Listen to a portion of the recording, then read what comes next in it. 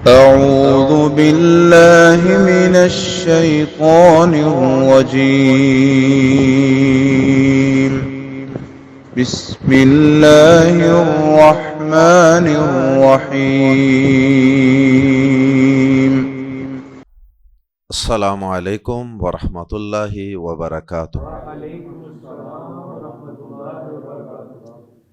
سورہ محمد صلی اللہ علیہ وسلم۔ ان الحمد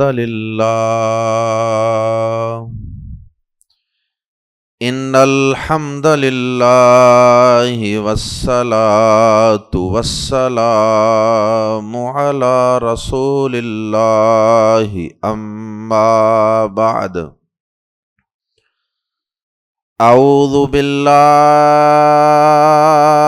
السمیع العلیم من الشیطان الرجیم من ہمزہ ونفخہ ونفثہ۔ بسم اللہ الرحمن الرحیم۔ الذین کفروا وصدوا عن سبیل اللہ اضل اعمالہم والذین آمنوا وعملوا الصالحات وآمنوا بما نزل علی محمد وهو الحق من ربهم کفر عنہم سیئاتہم واصلح بالہم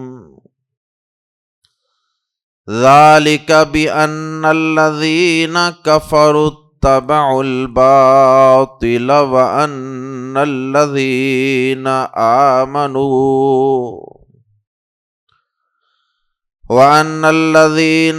آمنوا اتبعوا الحق من ربهم كذلك يضرب الله للناس امثالهم۔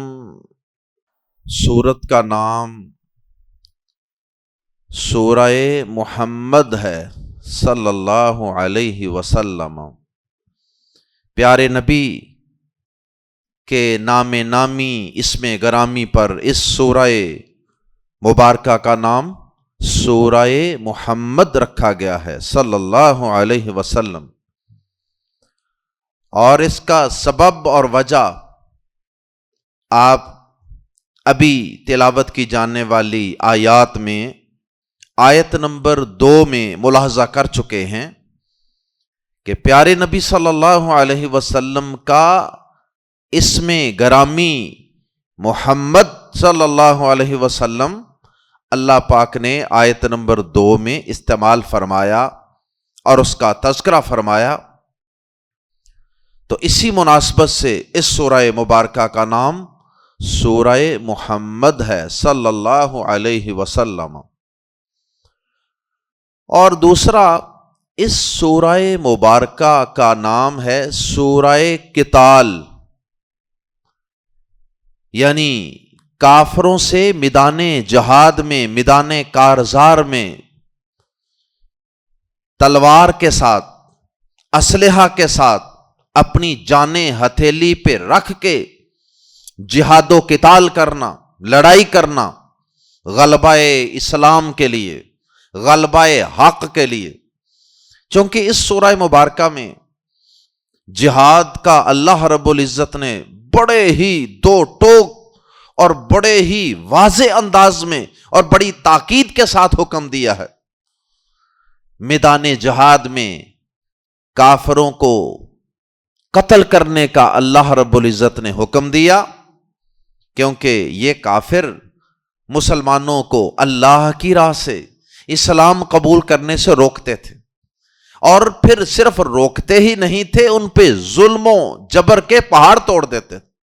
اللہ اکبر۔ اسی مناسبت سے اس سورہ مبارکہ کا نام سورہ قتال بھی ہے۔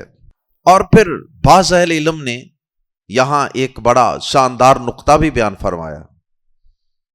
اہل علم کہتے ہیں کہ اللہ پاک نے قرآن مجید میں اور بھی انبیاء کرام کے ناموں سے سورتیں نازل فرمائی ہیں، جیسے حضرت ابراہیم علیہ السلام کے نام پہ، یوسف علیہ السلام کے نام پہ، ہود علیہ السلام، یونس علیہ السلام، کئی نبیوں کے ناموں پہ اللہ پاک نے قرآن مجید میں باقاعدہ سورتیں نازل فرمائی، اور ان سورتوں میں ان انبیاء کرام کی سیرت اور ان کی زندگی کے اہم پہلوؤں کا تذکرہ ہے، ان کے کردار اور ان کے اعمال کا تذکرہ ہے، اور ان کی دعوت و تبلیغ والی زندگی کا تذکرہ ہے۔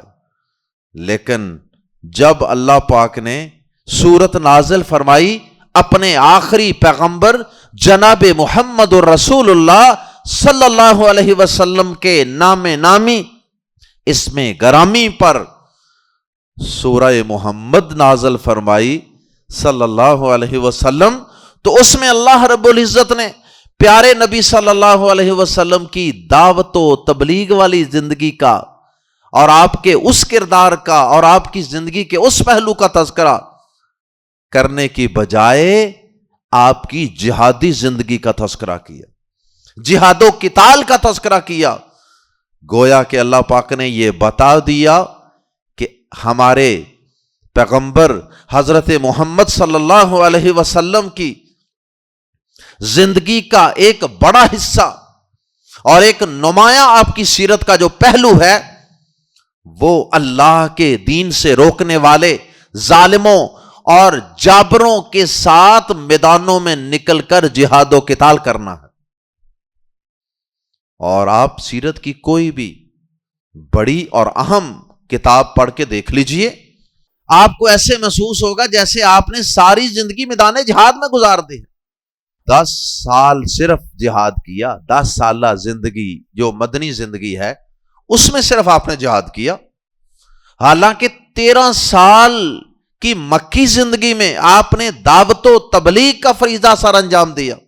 13 سالہ مکی زندگی میں دعوت و تبلیغ یہ نبی صلی اللہ علیہ وسلم کی زندگی میں نظر آتی ہے، اور جو مدنی زندگی ہے، جو مدینہ منورہ میں آپ نے زندگی گزاری ہجرت کے بعد، وہ صرف 10 سال ہے۔ مکی زندگی زیادہ ہے 13 سالہ، اور مدنی زندگی وہ کم ہے صرف 10 سالہ، لیکن 10 سال کے قلیل عرصے میں پیارے نبی صلی اللہ علیہ وسلم نے جہاد اور قتال کے اتنے مار کے لڑے۔ آپ کی سیرت لکھنے والے جب سیرت لکھنے بیٹھتے ہیں تو انہیں ایسے لگتا ہے جیسے آپ کی سیرت طیبہ اور آپ کی حیات طیبہ کا 70-80% حصہ وہ میدان جہاد میں گزرا۔ تو اس سورہ مبارکہ کا پہلا نام عربی سٹائل میں پڑھیں گے تو سورۃ محمد صلی اللہ علیہ وسلم، سورۃ المحمد نہیں پڑھنا۔ عام طور پہ تو ہوتا ہے نا، سورت کا لفظ ہم آگے ملاتے ہیں تو الف لام لگا کے ملاتے ہیں، جیسے پچھلی سورت کا نام تھا سورۃ الاحقاف، الاحقاف۔ تو یہاں چونکہ نبی پاک صلی اللہ علیہ وسلم کا نام نامی اس میں گرامی ہے، اور ناموں کے ساتھ الف لام نہیں لگا کرتا عربی زبان میں، اس لیے سورۃ المحمد پڑھنا غلط ہوگا۔ اسے پڑھیں گے عربی زبان کے انداز میں سورۃ محمد صلی اللہ علیہ وسلم، اور اردو سٹائل میں پڑھیں گے سورہ محمد صلی اللہ علیہ وسلم۔ یہ لفظ اس سورہ مبارکہ کی آیت نمبر 2 میں ذکر ہوا۔ اور اس سورہ مبارکہ کا نام سورہ قتال کیوں رکھا گیا، اس کی وجہ میں آپ کے سامنے عرض کر چکا، اور یہ لفظ قتال بھی اس سورہ مبارکہ میں 2 دفعہ استعمال ہوا ہے، قتال، لڑائی۔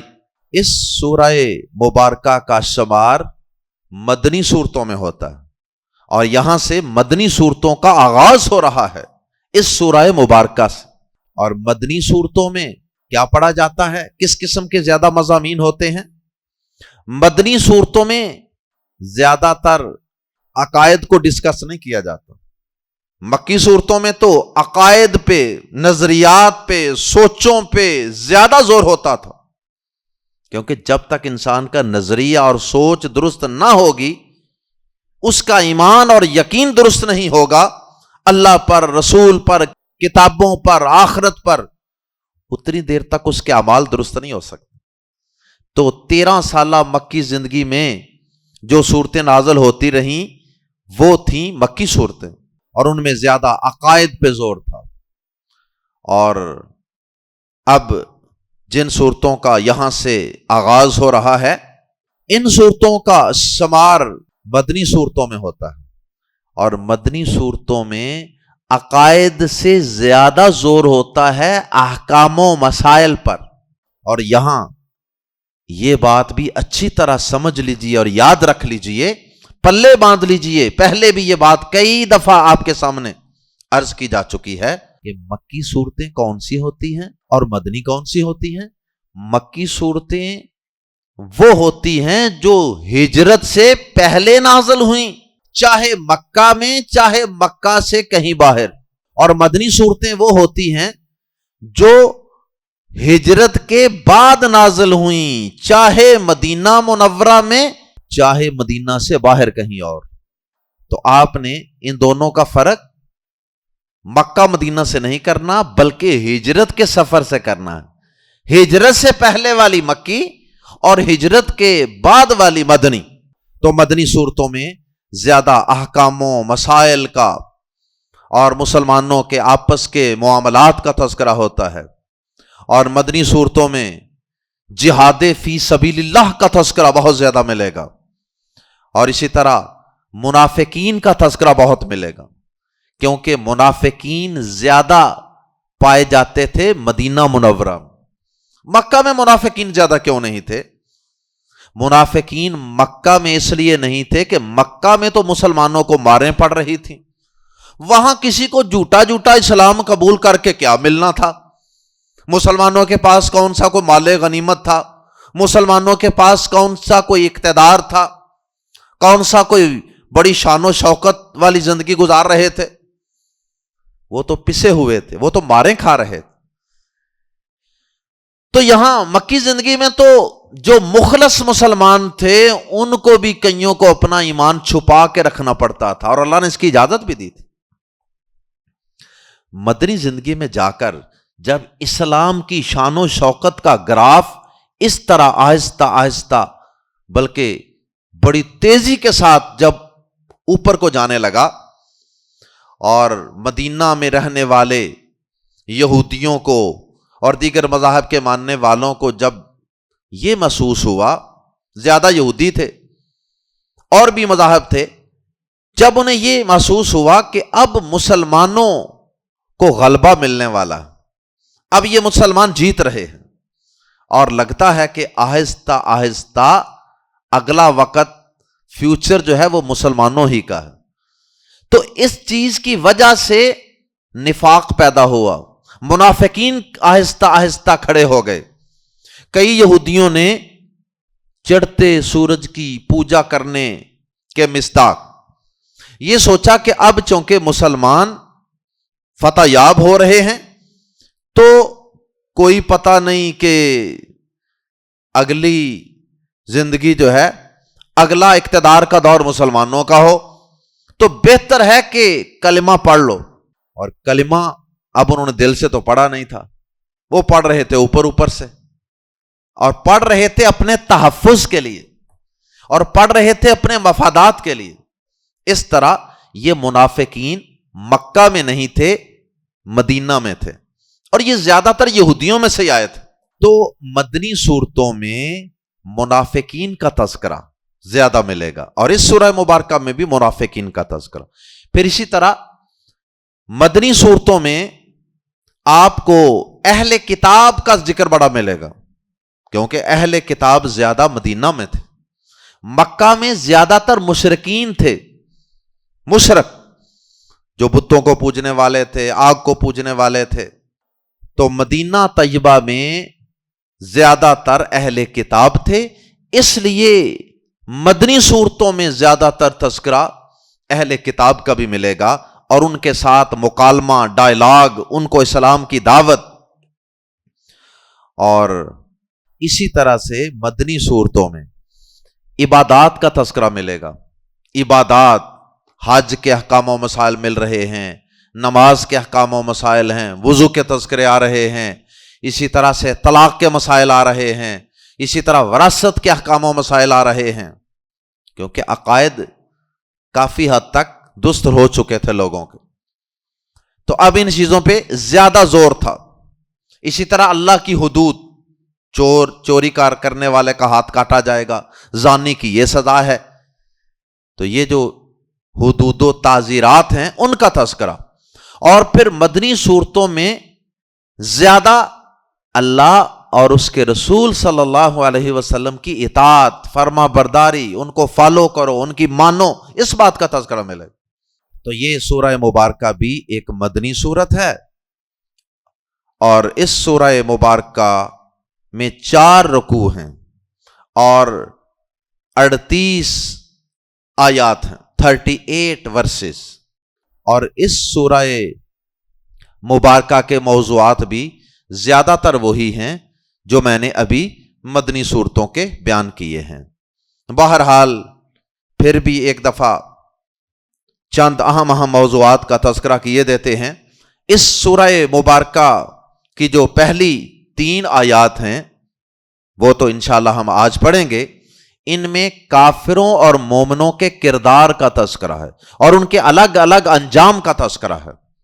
اور پھر اس کے بعد اگلی آیات میں تذکرہ ہے کافروں کی گردنیں میدان جہاد میں اڑانے کا، کافروں کے ساتھ جہاد و قتال کرنے کا تذکرہ، اور ان کا میدان جہاد میں اچھی طرح خون بہانے کا تذکرہ.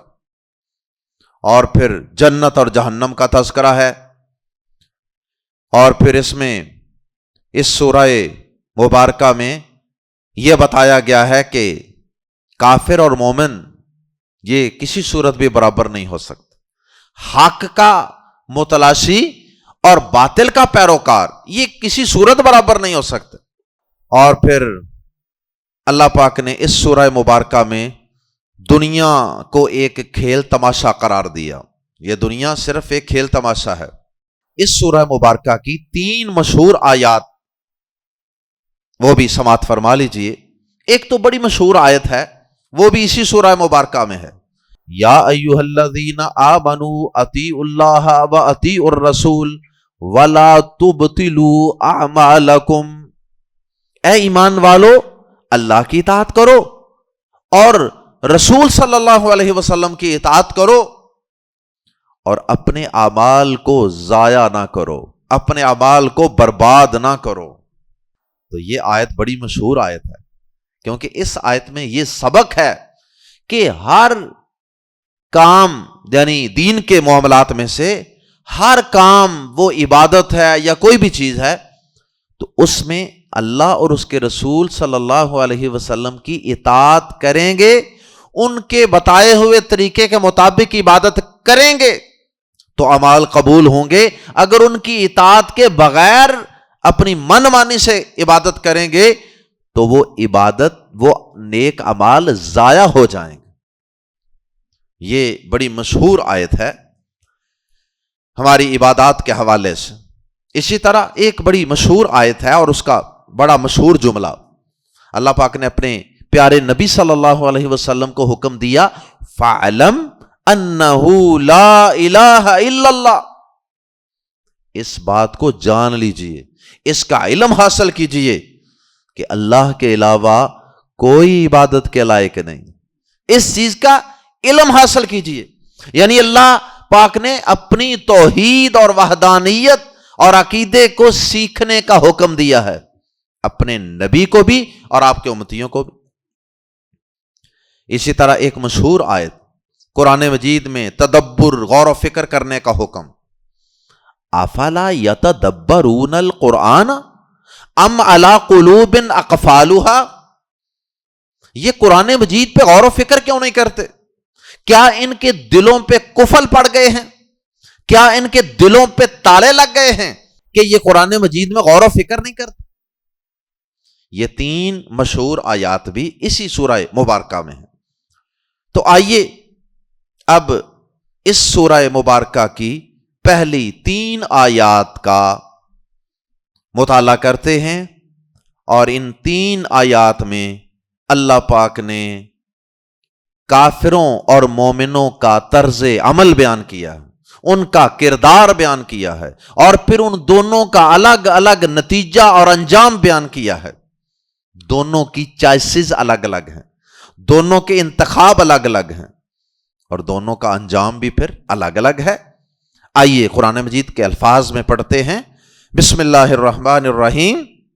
الذین کفروا، وہ لوگ جنہوں نے کفر کیا، انکار کیا، وصدوا، اور انہوں نے روکا،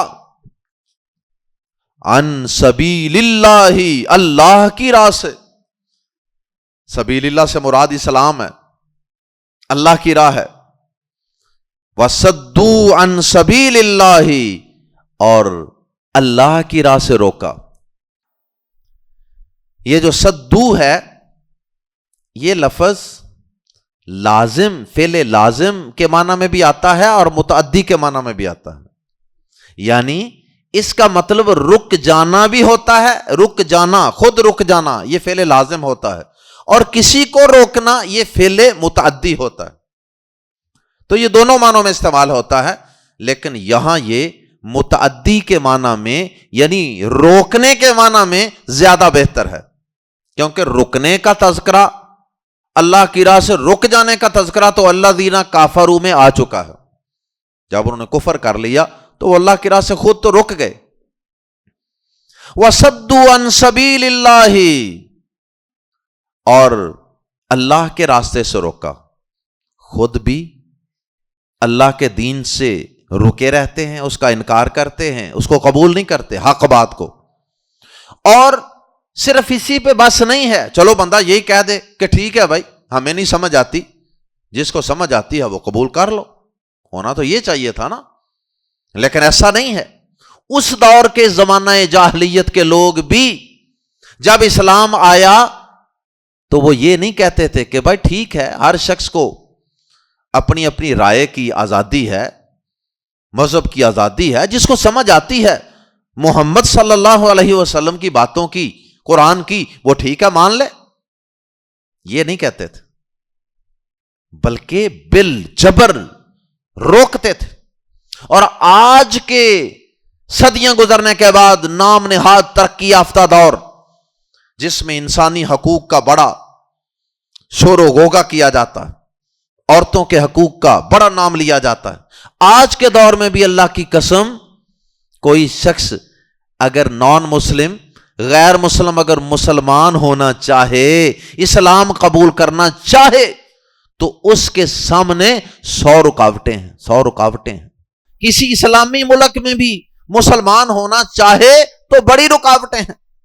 چند دن قبل اسی مہینے کی ابتدائی تاریخوں میں، غالباً 3 تاریخ تھی، ہمارے کچھ دوستوں نے ایک پروگرام رکھا تھا کہ ایک پروگرام رکھتے ہیں جس میں ہم نان مسلمز کو انوائٹ کریں گے، اور ان کے سامنے ہم بڑے آسان طریقے سے اسلام کا ایک انٹروڈکشن رکھیں گے، تعارف رکھیں گے، اور دیگر ادیان اور مذاہب کے ساتھ اس کا تقابل اور کمپیریزن۔ بڑی انہوں نے تیاری کی، بڑے لوگوں کو دعوت دی، اسکالرز کو، علماء کو، بہرحال مجھے بھی انہوں نے انوائٹ کیا کہ آپ نے بھی گفتگو کرنی۔ پھر چند دن قبل ان کا میسج آ گیا، کہتے ہیں کہ جناب ہمیں گورنمنٹ سے اجازت نہیں ملی، گورنمنٹ کہتی ہے کہ یہ پروگرام نان مسلمز کے خلاف ہے۔ انا للہ و انا الیہ راجعون، یہ لا الہ الا اللہ کی بنیاد پہ بننے والے ملک میں ہمارے حکمرانوں کی سوچ ہے، اتنا یہ ڈرتے ہیں اپنے آقاؤں سے کہ کہیں ان کو پتا چل گیا کہ کوئی پروگرام ہوا اور وہاں اتنے لوگوں نے اسلام قبول کر لیا تو ہماری تو بڑی کھچائی ہوگی نا، ہماری تو نوکریوں کا خطرہ ہے۔ تو جو مسلمانوں کے ملک ہی نہیں ہے، کافروں کے ملک ہے، وہاں بھی اسلام قبول کرنے والوں پہ کتنی کتنی سختیاں ہیں، کتنی کتنی پابندیاں ہیں۔ ایک دوست نے مجھے بتایا کسی کافروں کے ملک کے بارے میں کہ وہاں جو شخص 40 دن مسلسل فجر کی نماز جماعت سے پڑھنے کے لیے مسجد میں چلا جائے، وہاں کی ایجنسیاں اس کے پیچھے لگ جاتی۔ اور کتنے ملک ہیں بڑے نام نہاد ترقی یافتہ، اور وہاں پہ عورتوں کے حجاب پہ پابندی ہے، داڑھی والوں پہ سختیاں ہیں۔ بہرحال اس دور کے کافر بھی صرف نعرہ تو لگاتے ہوں گے، آج کے کافر تو خیر کھل کھلا کے نعرہ لگاتے ہیں آزادی کا۔ نہیں جی، ہر ایک کو آزادی ہونی چاہیے، مذہبی آزادی ہونی چاہیے، جس کا جو جی چاہتا کرے، جبر نہیں ہونا چاہیے۔ لیکن اندر کھاتے یہ ظالم روکتے ہیں لوگوں کو اسلام سے، اس دور میں بھی روکتے تھے۔ وَصَدُّوا عَن سَبِيلِ اللَّهِ، وہ لوگ جنہوں نے کفر کیا اور اللہ کے راستے سے روکا۔ یہ روکنے کی کئی صورتیں ہیں۔ ایک صورت تو یہ ہے کہ اگر کوئی اسلام قبول کر لے تو اسے بالجبر دھمکیاں دے کر، مار کوٹائی کر کے روکا جائے کہ خبردار اسلام قبول کیا۔ دوسرا اسلام سے روکنے کا ایک طریقہ یہ بھی ہے کہ آپ اسلام قبول کرنے سے پہلے آپ لوگوں کے ذہنوں میں اسلام کے خلاف شکوک و شبہات پیدا کریں، اور پھر ماحول اس طرح کا بنا دیں کہ آگے کوئی بندہ نیا مسلمان ہونا چاہتا ہے نا تو وہ 1000 دفعہ سوچے کہ یار فلاں بندہ مسلمان ہوا تھا، اس کو بڑی مشکلات کا سامنا کرنا پڑا۔ یعنی ان پہلے اسلام قبول کرنے والوں کی حالت زار دیکھ کر بعد میں کوئی اسلام قبول کرنے کی جرات ہی نہ کرے۔ تو زور بازو سے روکنا، یا حالات ایسے بنا دینے، یا اسلام کے متعلق شکوک و شبہات اور پروپیگنڈا کی مشینیں چلا دینا، جیسا کہ آج کے دور میں کافروں کے بہت سے تھنک ٹینک، ان کے بڑے بڑے میڈیاز، جو ان کے پیڈ میڈیاز ہیں نام نہاد، وہ مسلمانوں کے ملکوں میں ہوتے ہیں، لیکن وہ ہمیشہ زبان کافروں کی بولتے ہیں، ہمیشہ مذاق اسلام کا اڑائیں گے، اسلامی شعار کا اڑائیں گے۔ یہ بھی طریقہ ہے نا لوگوں کو اسلام سے روکنے۔ داڑھی والوں کا تمسخر اڑاؤ ڈراموں میں، فلموں میں، اور جو کردار دینا نا کسی بیوقوف چلے سے بندے کو، وہ داڑھی والا بنا دیں، وہ ٹوپی والا، تاکہ اسلام قبول کرنے والوں کا مقام اور مرتبہ لوگوں کی نظر میں کم تر پیش کیا جائے۔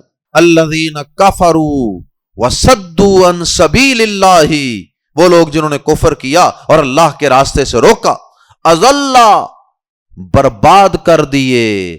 اگر یہ شروع میں جو حمزہ ہے نا، الف زبر آ، حمزہ زبر آ، یہ نہ ہوتا، صرف ذلہ ہوتا تو ذلہ فعل لازم ہے، اس کا معنی ہوتا ہے برباد ہو جانا، اور شروع میں حمزہ لگا دیا تو یہ متعدی بن گیا، اضل، برباد کر دینا۔ اضل، اس نے برباد کر دیے، کس نے؟ اللہ پاک نے۔ اعمالہم، ان کے اعمال، اضل اعمالہم، اس نے ان کے اعمال برباد کر دی۔ اس کے دو مطلب ہیں، ایک تو یہ کہ ان کافروں کے کفر کی وجہ سے اور لوگوں کو اسلام سے روکنے کے جرم کی وجہ سے اللہ پاک نے انہوں نے جو دنیا میں کوئی چند نیکیاں کی بھی تھی نا، مثلا مہمان نوازی، مثلا کسی ماڑے کی مدد کر دی، کسی تکلیف میں مبتلا بندے کی مدد کر دی، کوئی ہاسپٹل، کوئی ڈسپینسری، کوئی کسی کا علاج کروا دیا، اس طرح کی جتنی نیکیاں ہیں نا، ان سب کا اجر بدلہ دنیا میں اللہ کسی نہ کسی شکل میں انہیں لوٹا دیتا، کیونکہ قیامت کے دن آخرت میں بدلہ اور اجر صرف اس شخص کو ملے گا جس کا ایمان درست ہوا۔ ایمان کے بغیر کوئی عمل قابل قبول ہے ہی نہیں اللہ کی نظر میں۔ وہ لوگ جنہوں نے کفر کیا اور اللہ کے راستے سے روکا، اس نے ان کے اعمال برباد کر دیے۔ ایک مطلب تو یہ ہوا۔ کہ آخرت کے لحاظ سے اعمال برباد کر دی. دوسرا مطلب یہ ہے کہ ایسے لوگوں نے جو مکی زندگی میں بالخصوص اور مدنی زندگی میں بالعموم مسلمانوں کے اور اسلام کے خلاف انہوں نے جو سازشیں کی تھی نا، جو منصوبہ بندیاں اور پلاننگیں کی تھیں، اللہ پاک نے وہ ساری کی ساری ضائع کر دی، ان کو ناکام بنا دیا. یہ بھی مطلب ہے اس کا. اضل اعمالہم، انہوں نے تو سوچا تھا کہ یہ اسلام دب جائے گا، یہ اسلام والے مٹ جائیں گے، لیکن یہ اسلام 13 سالہ مکی زندگی کے مشکل ترین حالات سے گزرتا ہوا مدینہ طیبہ میں پہنچ گیا اور وہاں جا کے اسلامی ریاست قائم ہو گئی. اور پھر اللہ پاک نے ہر آنے والا دن مسلمانوں کے حق میں بہتر بنا دیا. تو اس طرح وہ کافروں کی ساری سازشیں اور پلاننگیں تو ختم ہو گئی، وہ تو بیکار ہو گئی. یہ بھی اس کا ایک مطلب ہے اضل اعمالہم. اعمال سے مراد ان کے نیکیاں وغیرہ بھی، اور اعمال سے مراد ان کی پلاننگیں، سازشیں جو انہوں نے اسلام اور مسلمانوں کے خلاف ترتیب دی تھیں، یہ بھی مراد ہو سکتی. اچھا، یہ تمہید اللہ پاک نے سورت کے آغاز میں تمہید کے طور پہ کافروں کا جرم بیان کیا، کیونکہ آگے تذکرہ آنا ہے جہاد کا، قتال کا، ان کو قتل کرنے کا، ان کی گردنیں اڑا دینے کا، ان کا خون بہا دینے کا. تو اللہ پاک نے آغاز میں ہی کمزور دل لوگوں کو بتا دیا ہے جہاد و قتال کا حکم ملنے پر کہیں پریشان نہ ہو جانا. ان ظالموں نے جرم بہت بڑے بڑے کیے ہوئے ہیں. 13 سالہ مکی زندگی میں انہوں نے جو نبی صلی اللہ علیہ وسلم اور ایمان والوں پہ ظلم کیے ہیں نا، ان کی داستان کو اپنے ذہن میں رکھو. انہوں نے کفر بھی کیا اور لوگوں کو ظلم و جبر کے ذریعے اللہ کی راہ سے بھی روکا. اس لیے اب اللہ پاک ان کی نیکیاں بھی ضائع کر دے گا، دنیا میں لوٹا دے گا، آخرت کے لحاظ سے ضائع، اور ان کی سازشیں بھی اللہ برباد کر دے گا. دوسرے نمبر پہ دوسرا کردار، تصویر کا دوسرا رخ اگلی آیت مبارکہ میں اس کے برعکس فرمایا والذین، دوسرا کردار، والذین، اور جو لوگ آمنوا، ایمان لائے، وعملوا الصالحات، اور انہوں نے اعمال کیے صالح، نیک عمل کیے. نیک عمل وہ ہوتا ہے جو صرف اللہ کی رضا کے لیے کیا جائے اور جس میں طریقہ بھی نبی پاک صلی اللہ علیہ وسلم کا بتایا ہوا اختیار کیا جائے، وہ عمل صالح ہوتا ہے. اور پھر بطور خاص، اگرچہ آمنو کا ذکر پیچھے گزر چکا ہے، والذین آمنوا وعملوا الصالحات، لیکن چونکہ کچھ لوگ اس دور میں بھی جیسے یہودی ہیں اور آج کے دور میں بھی کئی دانشور ایسے موجود ہیں، قیامت تک آتے رہیں گے، جو یہ کہیں گے کہ بھائی کوئی بھی بندہ چاہے یہودی ہے، چاہے عیسائی ہے، چاہے کسی بھی مذہب پہ ہے، اگر اس کا ایمان ہے اللہ پر، آخرت پر، اپنی کتاب پر، اپنے نبی پر، اور وہ اچھے کام بھی کرتا ہے، اپنے مذہب کے مطابق عبادات بھی کرتا ہے، سچ بولتا ہے، کسی سے خیانت نہیں کرتا، تو وہ بھی کامیاب ہے، وہ بھی جنتی ہے. اس باطل نظریے کی تردید کے لیے اللہ پاک نے آگے الگ سے واضح کر دیا، صرف جنرل ایمان ہی کافی نہیں ہے، ایک ایمان کا خاص پہلو بھی ہے، اس کے بغیر کامیابی اور جنت میں داخلہ ممکن ہی نہیں ہے. اور وہ کیا ہے؟ وَآمَنُوا، اور ایمان لائے بازربی پر، کس پر؟ ما نزل، جو نازل کیا گیا، علی محمد، محمد پر، صلی اللہ علیہ وسلم، جو آپ پہ نازل ہوا ہے، اس دین پر، اس قرآن پر بھی ایمان لانا ضروری ہے. اور پیارے نبی صلی اللہ علیہ وسلم کی حدیث بھی ہے صحیح مسلم میں، آپ نے فرمایا اس ذات کی قسم جس کے ہاتھ میں محمد کی جان ہے، صلی اللہ علیہ وسلم، فرمایا قسم کھا کے آپ نے فرمایا کہ اس امت میں سے کوئی بھی شخص یہودی ہو یا نصرانی ہو، جو بھی میرے بارے میں سن لے کہ میں اللہ کا نبی ہوں، اس تک پیغام پہنچ گیا، پھر وہ اس حال میں فوت ہو جائے کہ مجھے جو کچھ دے کر بھیجا گیا ہے اس پر وہ ایمان نہ لائے، وَلَمْ يُؤْمِن بِالَّذِي أُرْسِلْتُ بِهِ، جو مجھے دے کر بھیجا گیا ہے، جو مجھ پہ اتارا گیا ہے اس پر وہ ایمان ہی نہیں لاتا۔ فرمایا اللہ، قسم کھا کے کیا فرمایا کہ ایسا شخص، فرمایا اللہ کان من اصحاب النار، یہ شخص پکا جہنمی ہے۔ تو نبی صلی اللہ علیہ وسلم پر ایمان لائے بغیر کوئی نجات نہیں، کوئی کامیابی نہیں۔ اس لیے اللہ پاک نے اس کا خاص ذکر کر دیا۔ ان ایمان والوں کا بدلہ یا انجام یا نتیجہ تو اللہ پاک آیت کے آخری حصے میں اللہ پاک بیان فرمائیں گے۔ درمیان میں ایک جملہ معترضہ کے طور پہ بتا دیا، وَهُوَ الْحَقُّ، اور وہ ہی حق ہے۔ ہوا کی وجہ سے اس میں ہی کا معنی پیدا ہو گیا، وَهُوَ الْحَقُّ، اور وہ ہی حق ہے۔ کون سا؟ جو محمد صلی اللہ علیہ وسلم پہ اتارا گیا، وَهُوَ الْحَقُّ، اور وہ ہی حق ہے، مِن رَبِّهِمْ، ان کے رب کی طرف سے۔ یہ ان کا اپنا بنایا ہوا حق نہیں ہے، یہ اللہ کی طرف سے اتارا گیا حق ہے جو محمد صلی اللہ علیہ وسلم پر اتارا گیا۔ تو جو لوگ ایمان لائے بطور خاص اس پر جو محمد صلی اللہ علیہ وسلم پر اتارا گیا، اس حق پر بھی ایمان لائے اور اعمال صالحہ کیے، ان کا صلہ کیا ہے، نتیجہ کیا ہے؟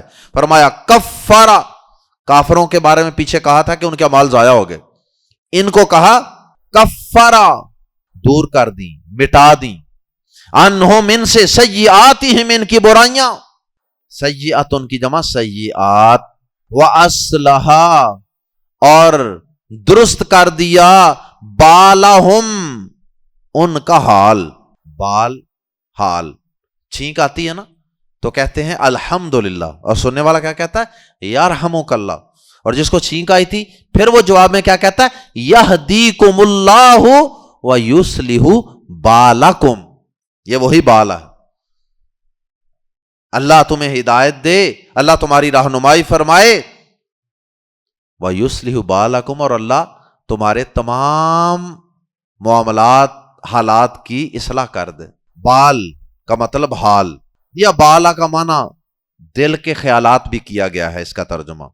تو اللہ پاک نے ایمان والوں کو، اعمال صالحہ والوں کو کیا خوشخبری دی ہے کہ پچھلے گناہ سارے معاف ایمان کی برکت سے۔ اور حدیث بھی ہے، نبی صلی اللہ علیہ وسلم کا فرمان ہے صحیح مسلم میں، آپ نے فرمایا کہ آپ نے عمر بن عاص رضی اللہ تعالیٰ عنہ سے کہا تھا جب انہوں نے اسلام قبول کرنے کے لیے آپ کے سامنے ہاتھ بڑھایا تھا، تو آپ نے فرمایا تھا ان الاسلام یہدم من ما کان قبلہ، اسلام وہ سارے پچھلے گناہ مٹا دیتا ہے جو انسان نے اسلام قبول کرنے سے پہلے کیے ہوتے۔ تو فرمایا کفر عنہم سیئاتہم واصلح بالہم، ان سے ان کی برائیاں دور کر دیں، مٹا دیں، اور ان کا حال درست کر دیا، ان کے معاملات کو درست کر دیا۔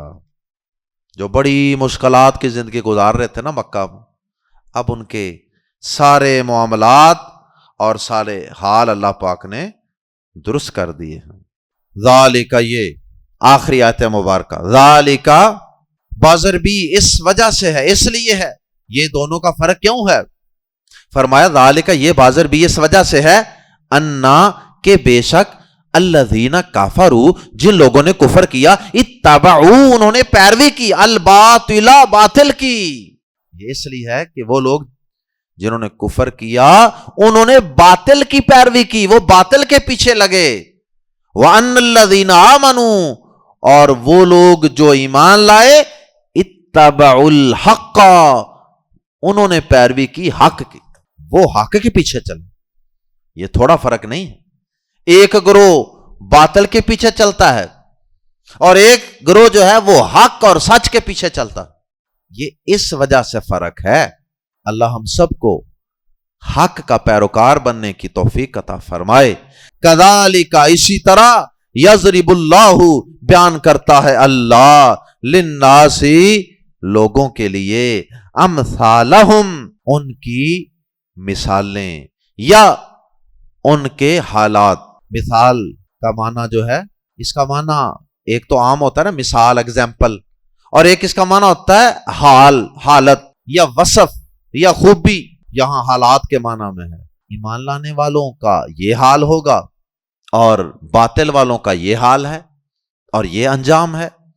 اللہ تعالی ہم سب کو خالص اور پکا اور سچا ایمان لانے کی توفیق عطا فرمائے، اور اللہ ہمیں باطل کی پیروی سے اجتناب کرنے والوں میں شامل فرما دے.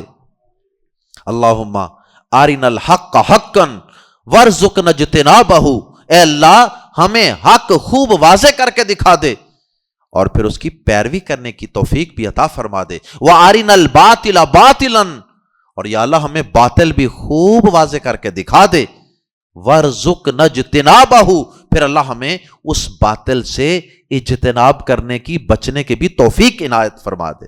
سبحانک اللہم وبحمدک اشہد ان لا الہ الا انت استغفرک واتوب الیک.